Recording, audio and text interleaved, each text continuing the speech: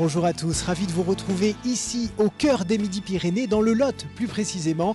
Hors-les-Murs vous emmène à la découverte de ce village unique, construit à flanc de falaise, Rocamadour, un lieu de pèlerinage à la Vierge Noire réputé depuis le XIIe siècle, l'un des 4 plus grands pèlerinages de la chrétienté du Moyen-Âge. Alors aujourd'hui, 1 million de visiteurs viennent ici chaque année et 2013 est un moment important pour Rocamadour, celui du jubilé, qui célèbre et rend grâce pour les 1000 ans du pèlerinage. Tout au long de l'année jubilaire, des célébrations, des événements culturels et même sportifs ont été imaginés pour redonner à Rocamadour tout son rayonnement spirituel. En effet, depuis le début du XXe siècle, les touristes ont pris le pas sur les pèlerins et toute la mission du recteur du sanctuaire, le père Ronan de Gouvelot, c'est la nouvelle évangélisation.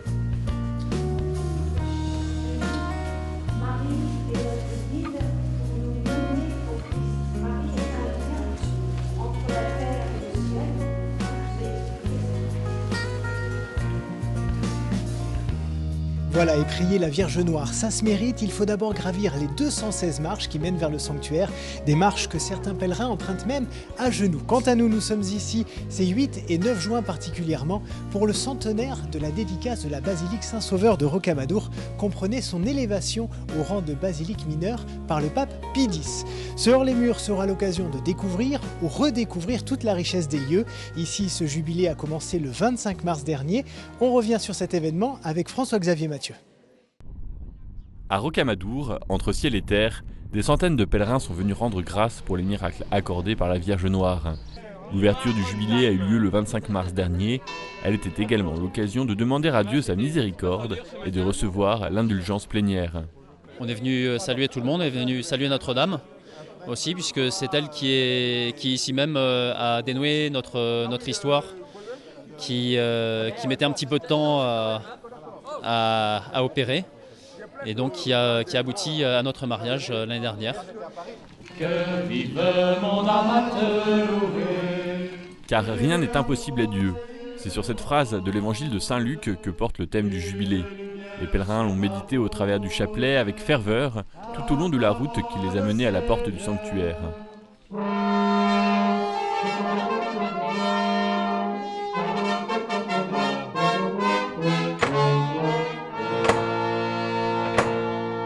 L'ouverture de la porte qui mène à la basilique Saint-Sauveur a représenté le point d'orgue de ce début de jubilé. Les premiers pèlerins, qu'ils soient anonymes ou qu'ils soient célèbres, vraiment Marie leur a fait du bien. Marie a fait du bien dans leur vie. Beaucoup sont repartis transformés.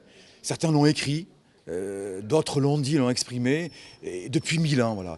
Donc on pensait que ça valait la peine, à cette étape de la vie du sanctuaire, 1000 ans c'est quand même une belle étape, hein. On pensait que ça valait la peine effectivement de mettre en valeur ce jubilé. Voilà. De rendre grâce, d'exulter comme Marie dans son Magnificat et de dire voilà Seigneur on te rend grâce parce que ce que tu as fait ici à travers la présence de ta mère est fantastique et merveilleux. Un jubilé c'est un dynamisme, ça nous met aussi en route. C'est une démarche joyeuse où on dit merci, on rend grâce et merci Seigneur pour tout ce qui se passe ici, merci Marie pour tout le bien que tu fais à ceux qui viennent comme une maman fait du bien à ses enfants et continue à nous garder voilà, en haleine quoi, pour qu'au-delà du jubilé, eh bien, la fête continue. À flanc de rocher à Rocamadour, l'espérance est ferme comme le roc. C'est dans cet état d'esprit que les prêtres et les fidèles ont confié les nombreux événements à venir du jubilé à la Vierge Noire.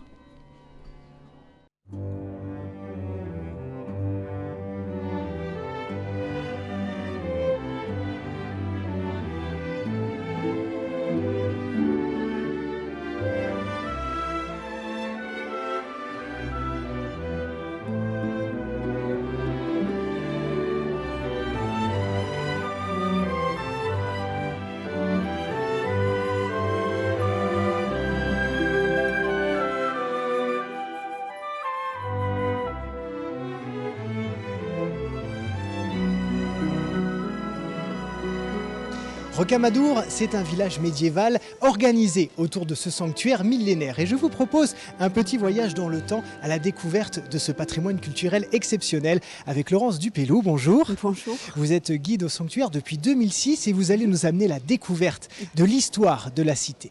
Alors, pour bien comprendre le rayonnement spirituel de Rocamadour, il faut remonter au XIIe siècle. À l'époque, le pèlerinage était parmi les 4 plus grands au monde. Racontez-nous cette histoire. Alors, au XIIe siècle, il y a Jérusalem, Rome, Rocamadour et Saint-Jacques de Compostelle. Les sanctuaires sont construits au XIIe siècle, effectivement, par Géraud d'Escorail, qui est un bénédictin qui dépend de l'abbaye de Saint-Martin de Tulle. Voilà. Mais avant, nous savons qu'il y a déjà, là-haut dans la falaise, une toute petite chapelle dédiée à la Vierge Marie, qui est desservie par un moine qui vient de Marcillac-sur-Célé. Donc à l'époque, Marcillac dépend de l'évêque de Cahors, diocèse de Cahors. Voilà. Ce moine vient à pied. Il y a à peu près 45 km. Marcillac-Rocamadour, il vient à pied ou à dos de mulet. Donc quand il se fait vieux, il abandonne un petit peu sa chapelle, si je puis dire, et il la confie aux moines de Saint-Martin de Tulle, qui, eux, ont un prieuré à Mérignac-le-Francal, c'est beaucoup plus pratique, 5 km, mais eux dépendent du diocèse de Limoges. Alors Géraud d'Escorail décide de construire ces sanctuaires au XIIe siècle. Il a besoin de quelque chose pour attirer les pèlerins, vous savez, au Moyen-Âge. Et on va avoir un événement providentiel en 1166. Nous sommes ici sur les lieux d'un cimetière. Vous avez au-dessus de vous la lanterne des morts qui veillait sur le cimetière. Et en 1166, il y a un homme qui est en train de mourir et qui a une idée absolument géniale, si je puis dire. Il demande à sa famille d'être enterré le plus près possible de la chapelle Notre-Dame. Et lorsqu'il est mort, on creuse sa tombe sur les parvis de Notre-Dame. Il découvre un corps en parfait état de conservation. Ça, c'est la providence pour le pèlerinage, parce que le bouche à oreille, ça fonctionne très très bien. Un corps en parfait état de conservation. Ça suffit pour être déclaré saint, on l'appelle Amadour. On ne sait rien de lui au départ, c'est un ermite qui a fini sa vie au pied de la Vierge Marie. Voilà. Et nous allons devenir, par cet événement, le 4e lieu saint de la chrétienté, étape sur le chemin de Saint-Jacques de Compostelle. Il y a des milliers de pèlerins à partir de cette date qui se mettent en route de tous les pays d'Europe. Donc à partir du XIIe siècle et jusqu'au XXe siècle, qu'est-ce qui s'est passé? Il y a eu des hauts et des bas ici. L'âge d'or du pèlerinage, j'ai envie de dire, c'est le XIIIe siècle. Nous avons un pèlerin célèbre, Louis IX, qui va devenir Saint-Louis, vient en pèlerinage ici. Il est doublement chez lui, il est roi de France, il est l'arrière-petit-fils d'Aliénor d'Aquitaine. Il monte le grand escalier, 216 marches, à genoux comme un vrai pénitent. Il emmène le pays derrière lui, à Rocamadour. Voilà. C'est l'âge d'or du pèlerinage, le XIIIe siècle. Et ensuite, alors qu'est-ce qui se passe? Et ensuite, XIVe siècle, vous savez que c'est un drame pour la France, nous avons la guerre de 100 ans. La guerre de 100 ans, d'où notre système défensif ici. Nous sommes dans une forteresse, on peut tenir un siège. C'est le XIVe siècle, nous avons encore sur le plateau, tout à fait là-haut, le rempart du XIVe siècle. Il faut défendre les sanctuaires depuis le haut. En 1562, c'est l'année terrible pour tout le nord du Quercy. On a une bande de huguenots. Et ils s'attaquent à toutes les églises du coin. Ils profanent toutes les églises et ils viennent piller Rocamadour. Et ce sont eux qui vont faire disparaître le corps de Saint Amadour. Voilà. Les guerres de religion, c'est l'horreur ici. Et la reconstruction alors? À quel moment elle s'est faite? La reconstruction va venir beaucoup plus tard. Au XVIIe siècle, nous avons un évêque à Cahors qui est Alain de Saulmignac, bienheureux Alain de Saulmignac, qui va passer tout son épiscopat à cheval d'une paroisse à l'autre pour entraîner tous les fidèles du diocèse de Cahors en pèlerinage à Rocamadour. C'est grâce à ça que le Vatican va reconnaître l'autorité de l'évêque de Cahors sur Rocamadour. Et alors le pèlerinage dans sa période moderne, comment est-ce qu'il reprend son essor? Alors il reprend vie déjà au XIXe siècle. Après la Révolution française, Rocamadour est en ruine. On a une énorme reconstruction, si je puis dire, archéologique et spirituelle grâce à Pierre Bonhomme, curé de Gramat. Grâce au concordat de Napoléon aussi, l'Église catholique peut se revivre et renaître. Rocamadour renaît au niveau diocésain, j'ai envie de dire. Et puis j'ai même envie de dire qu'aujourd'hui, c'est l'âge d'or du pèlerinage. Ce grand jubilé permet au sanctuaire de revivre. Nous avons une grâce exceptionnelle aujourd'hui de vivre sur ce chemin du jubilé.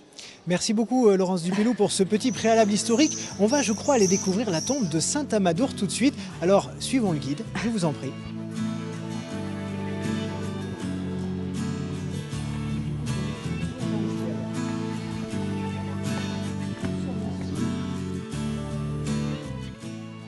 Voilà, nous y sommes devant ce tombeau de Saint Amadour. Alors, qui est Saint Amadour exactement? Alors, c'est lui qui va nous laisser son nom. On dit aussi que c'est le fondateur du sanctuaire. Autrefois, on disait Rocca Major, la grande roche. Et tous ces pèlerins qui viennent de tous les pays d'Europe, les mauvaises traductions, l'ancien français, le latin, le Rocca Major devient Roc Amadour, le rocher de celui qui aime. Eh bien c'est parfait, je crois maintenant que vous allez nous amener dans une chapelle inédite que peu de monde peut voir. C'est la chapelle Saint-Michel. La porte du ciel. Vous savez que Saint-Michel se tient à la porte du ciel pour le jugement dernier. Nous montons dans le rocher, dans la chapelle privée des moines qui ont construit ces sanctuaires. Eh bien alors on y va tout de suite.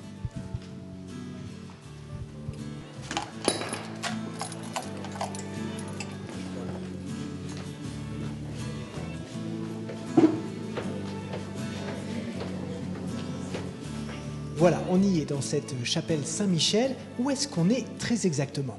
J'ai envie de vous dire que nous sommes à la porte du ciel. C'est la chapelle privée des moines qui ont construit ces sanctuaires au XIIe siècle. C'est une chapelle privée, on a les bâtiments du prieuré en dessous, des traces de leur salle capitulaire, le chauffoir des moines, et nous avions une salle au-dessus, un étage supérieur, on a encore l'escalier, on a des trous de boulins dans la falaise, vous voyez qu'on est dans le rocher ici. Nous avions la salle des archives au-dessus. Les moines sont les seuls à savoir lire et écrire et toutes les archives ont brûlé pendant la guerre de 100 ans. Il y a une particularité dans cette chapelle, c'est ce que nous voyons juste ici, cette fresque magnifique. Racontez-nous, qu'est-ce qu'elle dit, qu'est-ce que c'est? Alors elle date du XIIe siècle, l'abside, c'est un cul-de-four. La peinture du début du XIIIe siècle, c'est toute l'illustration de la devise du sanctuaire. L'espérance ferme comme le rocher, on espère tous être un jour accueillis au paradis. Donc le Christ en gloire ici nous accueille au paradis, il nous bénit de sa main droite, il a les évangiles dans la main gauche. Il est entouré des 4 évangélistes, Saint Marc, Saint Matthieu, Saint Luc et Saint Jean, qui écrivent la bonne nouvelle. On pouvait lire leurs symboles autrefois. Et nous retrouvons à gauche notre Saint Michel, qui a de très grandes ailes. Il est là le jour du jugement dernier et dans sa main, il a une balance. Saint Michel pèse nos âmes pour savoir si nous irons au paradis ou pas. Je vous parle d'espérance, moi, ici, parce que nous sommes accueillis par un séraphin. Vous savez que dans la hiérarchie céleste, c'est lui le plus haut placé, il est au paradis. Voilà, on le reconnaît, c'est le seul qui ait 3 paires d'ailes. Merci beaucoup, en tout cas, Laurence Dupellot, nous avoir fait découvrir toutes ces richesses à Rocamadour. À bientôt. À bientôt.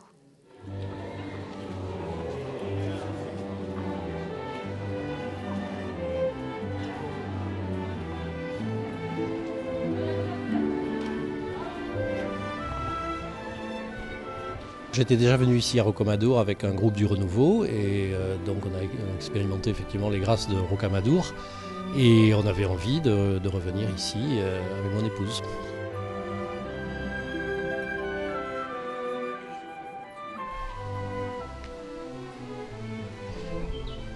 Donc je suis venue à Rocamadour suite à un appel que j'ai reçu du cœur et plutôt d'une amie qui m'en a parlé. On avait besoin à ce moment-là de notre vie de se retrouver profondément dans quelque chose qui nous appelait. Voilà. Et ce week-end, on a décidé de quitter Paris, de prendre le train ce matin et direction Rocamadour pendant 48 heures et chercher au plus profond de nous-mêmes la clé et des messages de tas de choses. Voilà. Well, I enjoy the history, the medieval history, and certainly the architecture. I also enjoy seeing that, and I'm amazed at how these buildings could be built, during those times. on essaye comme ça d'égrener notre année par des petites virées spirituelles et en même temps familiales. Me interesa como camino, como parte del Camino de Santiago, me interesa conocerla. J'ai regardé à la télévision une information qui passait et ça m'a séduit. Un appel du cœur, on va dire. Il y a un mois, j'étais à Lourdes et quand je sens que je dois y aller, j'y vais. J'ai entendu que c'était le jubilé en plus, donc ça m'a vraiment beaucoup séduit.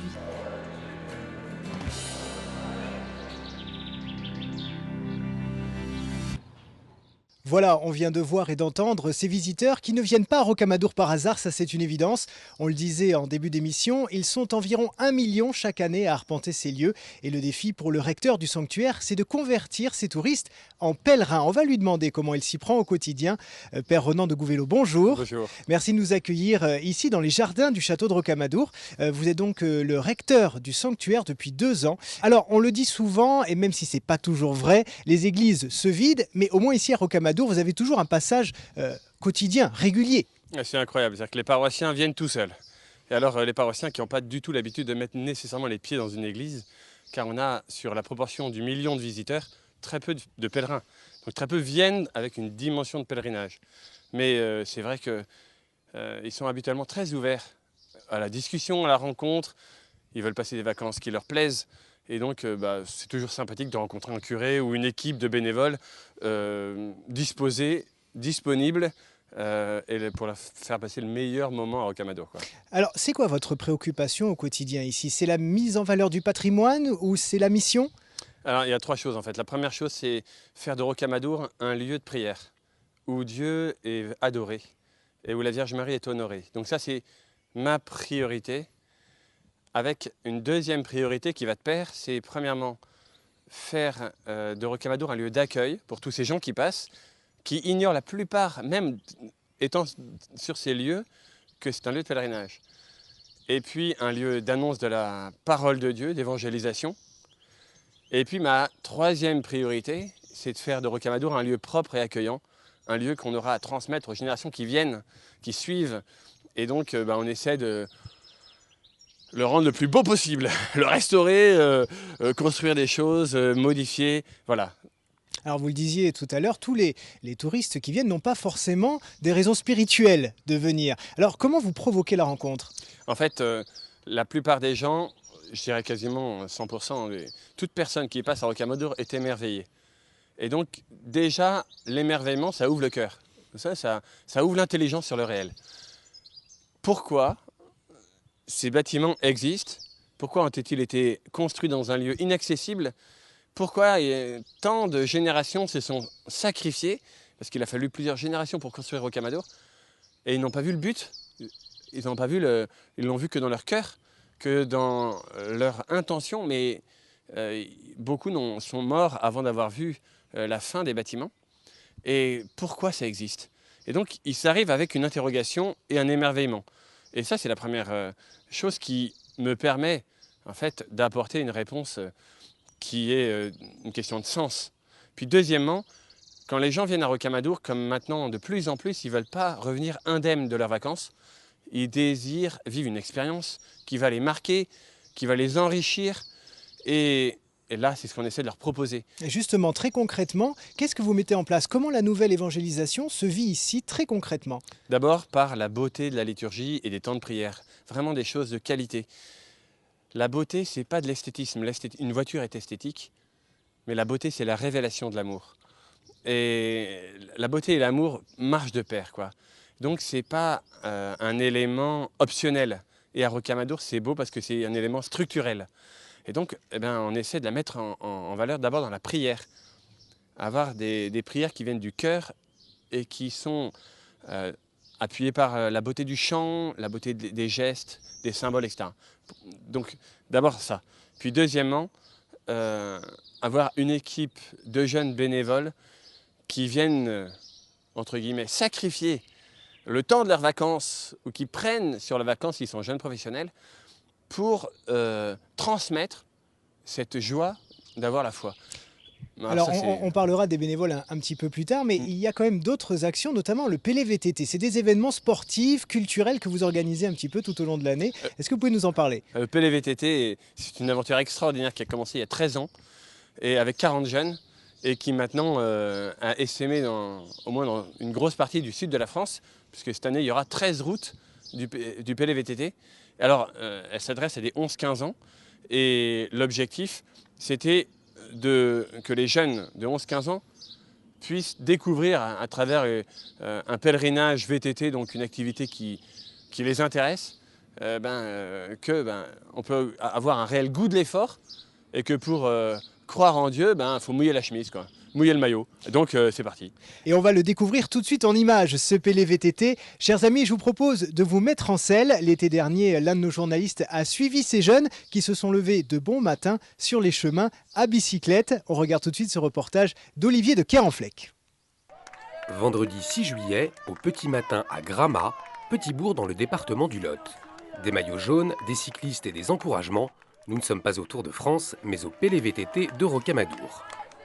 200 jeunes roulent côte à côte, un effort en équipe, avec ses petits inconvénients, mais surtout son esprit d'entraide. Il y a une belle montée en face, je vais devoir aider Tom encore.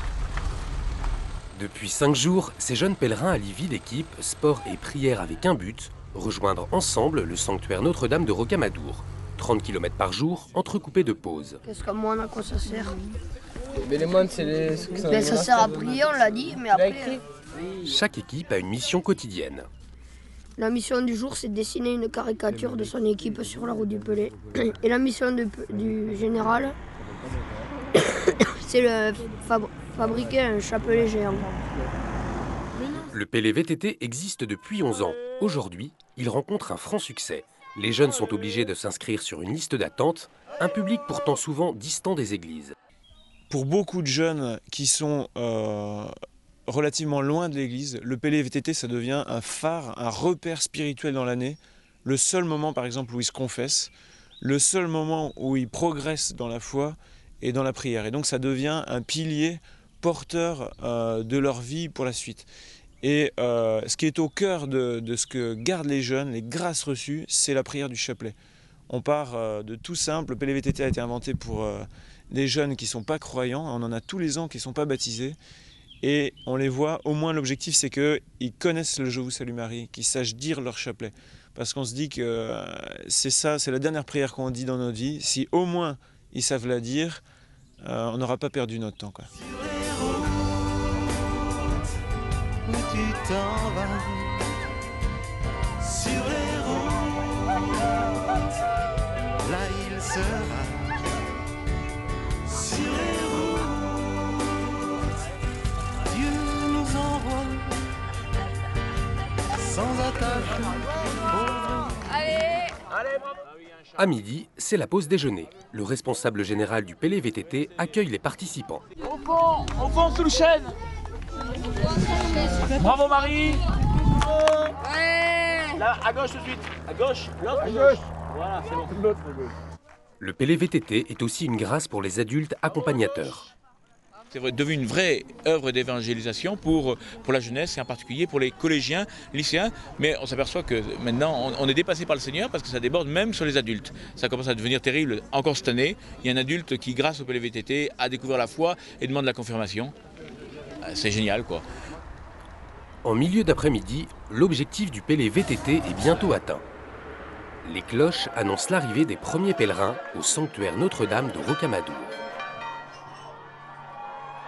Mais déjà, parents, proches et bénévoles du PLVTT ont pris place. Ils sont là pour encourager l'ultime effort de tous les participants, un effort offert à la Vierge de Rocamadour. Amen, alléluia. La Vierge Marie va nous entendre, ça c'est sûr. La Vierge Noire est la réponse à toutes nos prières. C'est beaucoup de vocation pour tous ces jeunes du PLVTT. Et c'est beaucoup d'amour pour le Lot tout entier. Amen. L'espérance ferme comme le rocher. La devise du sanctuaire rayonne dans le cœur des pèlerins. Après une semaine de progression physique, fraternelle, culturelle et spirituelle, les souvenirs de route, de partage, de veillée resteront gravés pour longtemps. C'était vraiment très beau, très émouvant et franchement c'est super. La messe clôture ce 11e PLVTT. Les jambes sont lourdes, mais les cœurs remplis d'énergie. Cette aventure n'est pas prête de s'arrêter.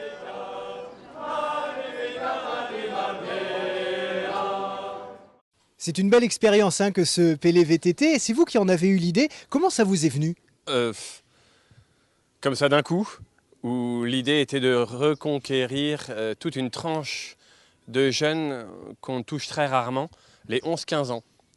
Monter un mouvement d'évangélisation pour ces jeunes, leur proposer une activité qui ne soit pas un mouvement en soi, mais une activité qui puisse leur mettre le pied à l'étrier et les mettre en selle, comme vous avez dit, qui permettent en fait de leur donner d'abord le goût de la prière, qu'ils puissent se poser des questions. Vous savez, souvent, l'âge de l'adolescence, c'est vraiment le moment où l'intelligence s'éveille.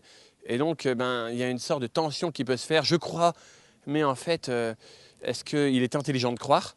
Et j'ai des questions, est-ce que j'ai le droit de les poser? C'est le PLVTT, c'est pour ça. Et puis, ça leur permet de rencontrer d'autres croyants qui se posent les mêmes questions. Et puis, l'Église qui a un visage qui peut ensuite rebondir dans tel ou tel mouvement ou telle aumônerie. Donc, c'était ça le but du PLVTT. Puis après, ça a augmenté. Il y a eu les 16-18, puis maintenant, c'est incroyable. Et c'est repris dans toute la France par tous les diocèses. On disait donc 1 million de visiteurs par an et seulement 3% de pèlerins. Comment vous expliquez ce ratio qui est quand même assez faible? Disons que le Rocamadour fait partie des grands sites touristiques maintenant. On n'est pas tellement comme Lourdes dans les grands réseaux de pèlerinage. Quelqu'un qui vient à Rocamadour ne vient pas d'abord parce qu'il connaît un sanctuaire. Il a entendu parler de ce lieu comme un site pittoresque, comme un lieu où il y a des aigles, un lieu où on y mange bien, et puis il y a des constructions extraordinaires. Et beaucoup de gens, en fait, arrivent là avec une belle ignorance, mais pas une mauvaise volonté. Et donc, arrivant dans le sanctuaire avec une glace, le caniche ayant oublié les t-shirts dans la voiture, nous avons une famille à conquérir, je dirais, conquérir au sens de les respecter d'abord, mais de leur dire, voilà, on vous propose de découvrir plus et vous pouvez vivre ici quelque chose d'unique. Alors justement, comment replacer le pèlerinage de Rocamadour parmi les grands pèlerinages en France et dans le monde surtout? D'abord, la question du jubilé cette année nous a permis de redonner à Rocamadour, au moins dans sa communication, sa place de grand pèlerinage catholique. Le pape Benoît XVI nous a accordé ce jubilé et a désiré même qu'il se prolonge au-delà du 8 décembre. Donc pour nous, c'est une grande joie. D'abord qu'au niveau de l'Église, il y a une reconnaissance de la vocation de Rocamadour. C'était l'essentiel. Et après, si vous voulez, on n'a pas grand-chose à prouver. On a juste d'abord à exister, à avoir une belle vie qu'on ne peut faire que grâce à des équipes motivées qui viennent nous donner un coup de main. Alors on a tout un réseau en France qui commence à se tisser de gens qui aiment Rocamadour, qui aiment son pèlerinage, qui aiment la Vierge Noire au Creux du Rocher, et voilà. Et ces bénévoles, justement, qui ils sont et qu'est-ce qu'ils viennent chercher ici? Ils viennent chercher une vie fraternelle, ils viennent chercher une formation spirituelle, ils viennent donner du temps au sein d'une petite équipe, ils viennent avoir un lieu où ils peuvent témoigner de leur foi. Ils viennent travailler au sanctuaire et c'est une petite famille. Et la famille spirituelle de Rocamadour, c'est cette petite famille qui est en train de se créer, qui est un très beau noyau. Et alors ils viennent de toute la France, aussi bien de Lille que de Marseille, Paris, Bordeaux, Toulouse. Enfin, c'est assez extraordinaire. Aujourd'hui, il y en a qui viennent de Nantes et qui finalement ont tissé un réseau d'amitié, appuyé par les réseaux sociaux, mais un vrai réseau d'amitié fondé sur l'amour de la Vierge Marie. Donc je suis émerveillé, très honnêtement, je suis même surpris de la fécondité de ce lieu. Merci beaucoup Père Ronan de Gouvelot de nous avoir accordé cet entretien. Et justement, on parlait du rôle charnière des bénévoles pour faire tourner, entre guillemets, ce sanctuaire de Rocamadour. On va découvrir tout de suite l'un d'eux. Il s'appelle René Carletto, c'est le directeur opérationnel du sanctuaire de Rocamadour. Et François-Xavier Mathieu l'a suivi toute une matinée, rien que pour vous. Comme chaque jour, la journée de René Carletto débute de bon matin à 7 h. Face au mur patiné de prière de Rocamadour, le directeur opérationnel du sanctuaire traverse les quelques mètres qui sépare l'ancien presbytère où il loge de la chapelle de la Vierge Noire.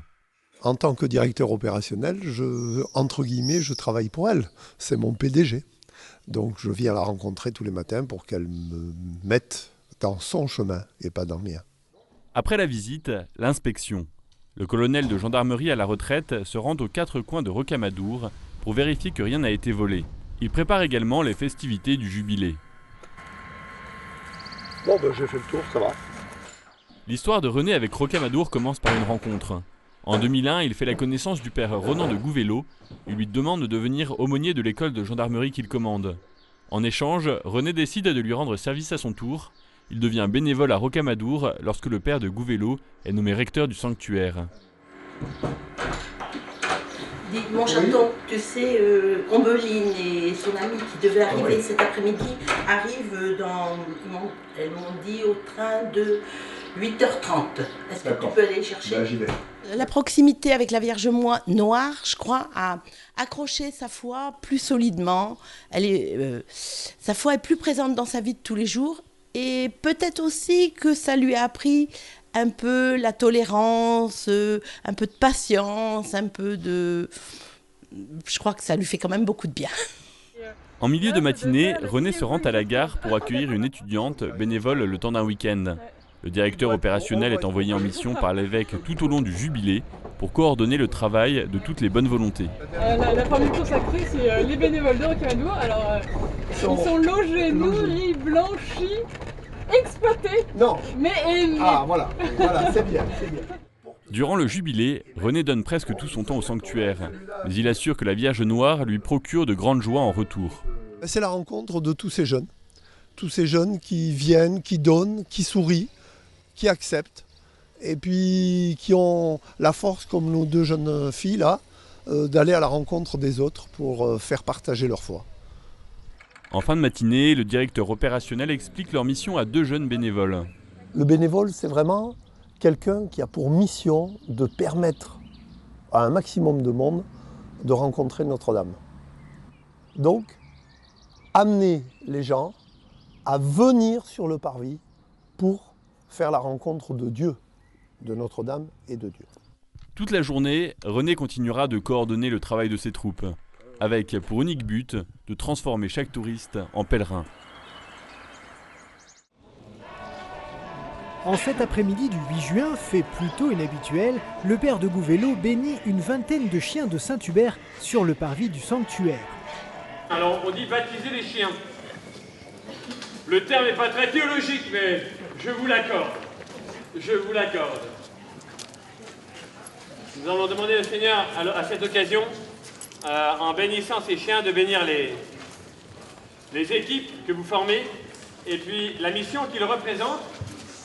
Bénir aussi tous les chasseurs de la région.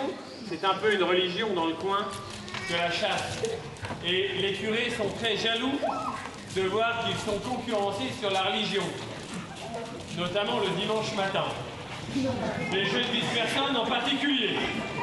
C'est vraiment dit de manière générale et joyeuse. Les meilleurs amis de l'homme sont à l'honneur à l'occasion de l'inauguration de l'espace Saint-Hubert dédié aux chiens et à tous les animaux. Association de chasseurs du Lot, maîtres chiens, équipe cynophile de la gendarmerie ainsi que propriétaires de Saint-Hubert costumés pour l'occasion se lancent dans une démonstration de pistage au son du corps de chasse, direction l'une des esplanades du chemin de croix pour découvrir les futures statues de Saint-Hubert, le patron des chasseurs, qui seront installées dans quelques mois.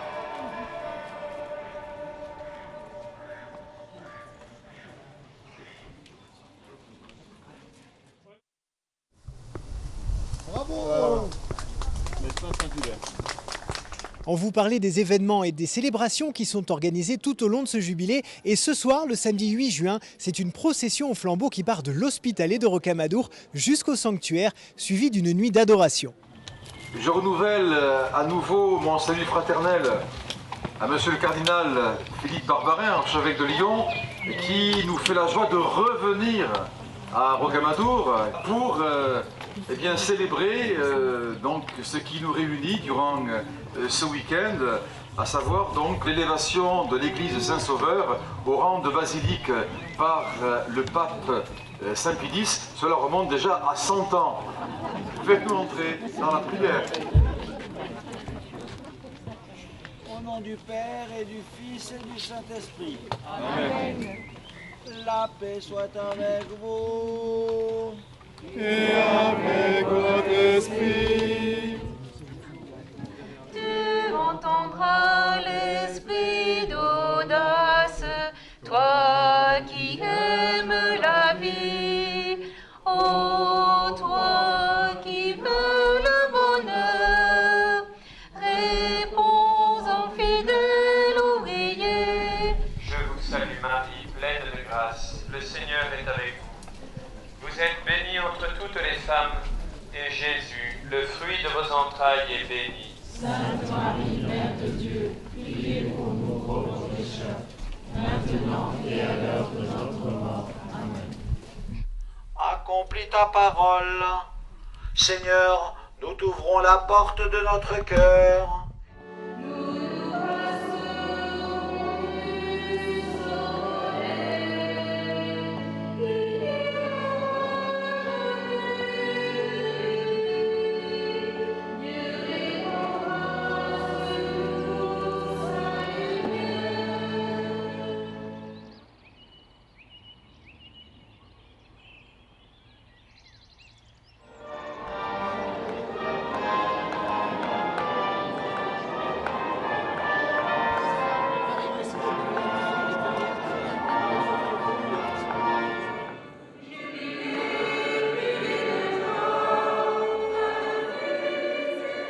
Il est 11h ce dimanche 9 juin, c'est la grande affluence au cœur de la basilique Saint-Sauveur pour la messe solennelle en l'honneur du centenaire de sa dédicace. Et c'est le cardinal Philippe Barbarin, archevêque de Lyon, qui préside cette célébration.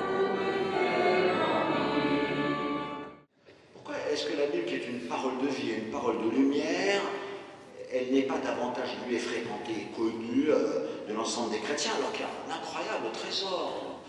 Et ici, il nous dit justement ce qui nous attend. C'est très intéressant, parce que nous pensons toujours à nous. Et nous disons, ici nous sommes à Rocamadour, il y a beaucoup de pèlerins qui sont venus à Rocamadour, et nous sommes à Rocamadour, dans cette basilique, et puis ça fait 100 ans, et puis le pape, et c'était Saint-Pie X, et puis on a une équipe de chapelains qui est très tonique, et il donne beaucoup de bonnes idées pour réveiller le sanctuaire de Rocamadour. On a un bon évêque, on a un bon recteur, et puis nous on est des chrétiens toniques, on a plein d'idées nouvelles. Attention, la nouveauté, c'est pas nous qui la fabriquons. Ça, c'est notre mentalité, parce que nous, on raisonne avec une entreprise, et puis on dit qu'il faut avoir un plan quinquennal pour une entreprise. On organise, on est des organisateurs, et on veut organiser l'Église comme on organise une société ou une entreprise. Attention, oui, Dieu a besoin de nous, et il veut que nous soyons donnés, toniques, imaginatifs, il a vraiment besoin de nous. Enfin, c'est son Église, c'est un cadeau qui va nous arriver du ciel. L'Église n'est pas du tout une société comme les autres. N'est pas du tout quelque chose qu'on anime comme on anime la vie d'une association, d'une commune ou d'une entreprise. Bien sûr que non. Des fois, on se trompe sur ce sujet. Et d'où est-ce qu'elle vient, la nouveauté de l'Église? Alors, il y a des gens qui disent, il faut avoir une nouvelle évangélisation avec des nouvelles idées, avec quelqu'un d'inventif qui a inventé quelque chose de beau et de nouveau. Ne nous trompons pas. Ce n'est pas nous qui renouvelons l'Église ou qui avons des nouveaux programmes ou des nouveaux projets. Écoutez bien ce qu'il dit dans ce texte. Moi, personnellement, c'est un des textes du Nouveau Testament que j'aime le plus, je vous expliquerai après pourquoi. C'est Jésus qui dit, voici que je fais toutes choses nouvelles. C'est lui. C'est lui qui renouvelle son Église. C'est lui qui renouvelle notre foi. C'est lui qui brasse tout à nouveau et qui nous fait partir sur des chemins nouveaux et qui nous donne comme des intentions nouvelles.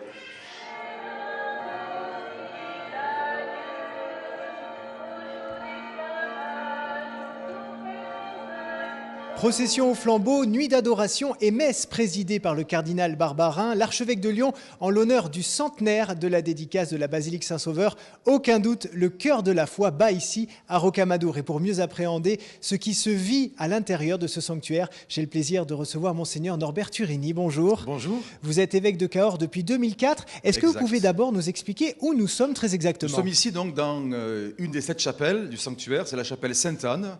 Et il était tout à fait normal que les parents de la Vierge Marie, la mère de la Vierge Marie, Anne et Joachim, soient aussi honorés, voilà, et que les parents ne soient pas trop loin de leur fille. Alors, vous êtes originaire de Cannes, vous avez évolué dans le diocèse de Nice. Est-ce que vous pouvez nous raconter, nous faire partager ce qui s'est passé en vous quand vous êtes arrivé ici, quand vous avez découvert Rocamadour de façon presque intime, je dirais? Eh bien, ça a été pour moi un coup de cœur. Voilà, je ne connaissais pas du tout le département du Lot avant d'être nommé évêque. Je ne connaissais pas du tout le sanctuaire de Rocamadour. Je n'avais jamais eu l'occasion d'y venir. Et vraiment, pour moi, il s'est passé comme un cœur à cœur entre moi et la Vierge Marie, entre la Vierge Marie et moi. Voilà. Au point que tout de suite, vraiment, je me suis senti, j'allais dire, en pays de connaissance. Je me suis senti vraiment chez elle. Voilà. J'ai senti au fond de moi donc vraiment sa présence. Et surtout, ce que j'ai ressenti, c'était la place donc, que Marie, Notre-Dame de Rocamadour, occupe dans le cœur des Lotoises et des Lotois. En même temps aussi que le rayonnement qu'elle a et qui dépasse les frontières du sanctuaire et bien sûr les frontières du département. Et justement, Notre-Dame de Rocamadour est vénérée au Québec et par les marins. Exact, oui, oui. Donc au Québec, alors tout ça, il y a une longue histoire puisque Jacques Cartier donc s'est arrêté à Québec parce que ses marins étaient malades du scorbut. Et il a vénéré la Vierge Noire, il a prié Marie, Notre-Dame de Rocamadour, et ces marins ont été guéris du scorbut. Et depuis cet événement, la Vierge Noire de Rocamadour continue à être vénérée donc, à Québec. On le sait, les Français ont une relation très particulière avec Marie, et on sait aussi qu'ici à Rocamadour, c'est un haut lieu de prière. Qu'est-ce qui se vit ici très concrètement au point de vue spirituel? Je vous répondrai qu'ici, c'est comme une maison de famille. Voilà. Le sanctuaire, vous avez vu, il n'est pas très grand. Hein, le parvis est petit. Et donc, on se sent un petit peu comme dans une maison de famille où on a plaisir à revenir, rencontrer ses parents. Et je pense que le sentiment que nous avons lorsque nous venons ici à Rocamadour, c'est effectivement que voilà, il y a un esprit de famille qui règne ici. Il y a un esprit de famille dont, j'allais dire, Marie est l'initiatrice. Voilà. C'est pour ça que la relation avec elle est très simple et très belle. C'est ce que j'avais ressenti, moi, en venant ici pour la première fois. Bon, c'est parce qu'on n'est pas dans un grand sanctuaire comme Fatima ou comme Lourdes et que tout de suite, on se sent en famille. Et d'ailleurs, tous les bénévoles, hier soir, je parle encore avec des bénévoles qui sont venus ici pour rendre service, etc. et qui disent, mais ici, on se sent bien, on se sent chez nous et on a envie de revenir. On revient toujours à Rocamadour parce que, ce matin, je l'évoquais, parce que Marie, c'est une maman qui nous accueille chez elle, qui est heureuse de nous recevoir, qui nous ouvre ses bras, qui nous serre sur son cœur, qui nous donne des conseils et surtout qui nous tourne vers son fils. Hein, parce qu'on passe de la chapelle miraculeuse à la basilique Saint-Sauveur. Voilà. On passe, Marie nous indique le chemin de l'Eucharistie. Voilà. Et donc, c'est tout comme dans une famille, il y a toujours un bon repas. Et le repas que Marie nous prépare, c'est le repas de l'Eucharistie, le repas de son fils. Voilà. Donc, je crois que c'est un petit peu ça qui fait la particularité de notre sanctuaire. Je crois que le miracle de Rocamadour, ce qui le caractérise, c'est que c'est vraiment un haut lieu spirituel. On vient pour prier, pour parler cœur à cœur avec Marie et pour qu'elle nous tourne vraiment vers son fils, notre grand frère. Qu'est-ce que ça change pour un évêque d'avoir un lieu comme ça dans son diocèse? Ce sanctuaire, c'est pas uniquement que la propriété d'un diocèse. Ce sanctuaire, il n'appartient pas qu'au diocèse de Cahors. Ce sanctuaire, il appartient à l'Église universelle. Et donc je crois que l'expérience que nous vivons aussi ici est une expérience d'église. Elle se manifeste aussi par le nombre de visiteurs et de pèlerins qui viennent des quatre coins du monde et qui sont saisis aussi par la présence de Marie et par tout ce qu'elle leur apporte dans leur vie. Voilà. Donc ce sanctuaire, il est ouvert sur le monde, il est ouvert sur l'Église universelle. Et ce matin, le cardinal l'a rappelé, une basilique, si vous voulez, c'est un lieu privilégié qui nous unit davantage à l'Église universelle et à celui qui en est le pasteur suprême, l'évêque de Rome, le pape François. Voilà. Donc il est beau que dans le diocèse, on ait à la fois ce sanctuaire avec cette basilique qui nous met en communion permanente avec le cœur de l'Église universelle qui bat à Rome. Et puis en même temps aussi, Rocamadour est un lieu important, c'est un lieu de passage pour beaucoup de pèlerins qui se dirigent vers Compostelle. On a découvert que la Vierge Noire était vénérée sur le chemin de Compostelle. Et là, vous voyez, c'est un carrefour à la fois et qui ouvre celui qui vient ici à pleine direction. La direction de Dieu, la direction des hommes, Mais elles sont pas concurrentes, elles sont au contraire complémentaires. Et puis aussi la direction de l'Église universelle. Voilà. Ici, on vient pour trouver son chemin. Et je pense que c'est le but aussi de Marie, notre mère. Une maman, finalement, elle doit aider ses enfants à trouver leur chemin dans la vie. Bon, eh bien Marie, c'est ça. Elle nous aide à trouver notre chemin. Et elle nous dit qu'il n'y a pas plus beau chemin que son fils, qui est le chemin, la vérité et la vie. Voilà. Dans ce cœur à cœur avec Marie, hein, voilà, ils ressentent au fond, que Marie, comme toute bonne maman, eh bien, elle invite chacun à trouver le chemin qui est le meilleur pour lui. Et en espérant que ceux qui viennent ici découvriront que le plus beau chemin, c'est son fils. Alors, quels sont les grands projets à venir dans les mois qui viennent à Rocamadour? Alors, il y a 3 grands rendez-vous autour desquels se greffent beaucoup de choses. Premier rendez-vous, nous l'avons vécu aujourd'hui avec la présence du cardinal Barbarin, donc, qui est venu pour commémorer cette fête de la dédicace et puis l'élévation de l'église Saint-Sauveur comme basilique en 1913, donc pour ce centenaire. Il va y avoir le 15 août un rendez-vous aussi important avec le cardinal Marc Ouellette, qui fut archevêque de Québec. Tout à l'heure, j'ai évoqué les liens qui unissent Québec à Rocamadour, président aujourd'hui donc de la Congrégation pour les évêques, qui viendra présider effectivement donc les solennités du 15 août. Il y aura début septembre la présence du cardinal Sarah pour un temps de récollection et de retraite qu'on a voulu offrir aux séminaristes qui viennent pendant l'été surtout rendre service au sanctuaire, donc on leur offre un cardinal. Il y aura également donc notre grand rendez-vous autour de la Toussaint. Et vous voyez, je dis 3, mais il y en a 4. Et la clôture du jubilé qui aura lieu donc le 8 décembre, là encore, grande fête mariale, et qui sera donc présidée par notre nonce apostolique, Monseigneur Luigi Ventura. Merci beaucoup, Monseigneur Norbert Turini, de nous avoir accueillis. Et bonne fin de jubilé surtout. Merci à vous, merci à KTO, à toute l'équipe. C'est la fin de cette émission, merci à tous de l'avoir suivi et un grand merci particulier à l'équipe qui a participé à la réalisation de ce Hors les Murs, Christian de Rosière, François-Xavier Mathieu, Pierre Blanchandin et Charles-François Brejon. À très bientôt sur KTO. Bonne soirée.